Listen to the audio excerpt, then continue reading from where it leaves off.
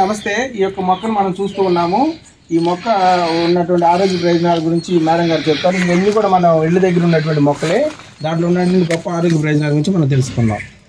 దీన్ని ఉత్తరేణి అంటారు, అపామార్గ అంటారు, ఎఖిరాంతస్ ఆస్పిరా.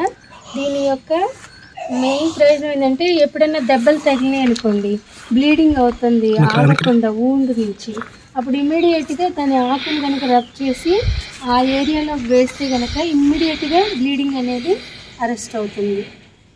మేడం గారు, దీని యొక్క వేర్లతో చాలా మంది పழுదు అనుకుంటారు కదా, దానికి ఏమన్నా ప్రయోజనం ఉందా? దంత సమస్యలన్నిటికీ ఉత్తరేణి యొక్క వేరుని కనుక ఉపయోగించినట్లయితే ఓరల్ హైజీన్ మెయింటైన్ అవుతుంది, దంతాలకు సంబంధించినటువంటి ఏ వ్యాధులు కూడా రాకుండా ఉంటాయి.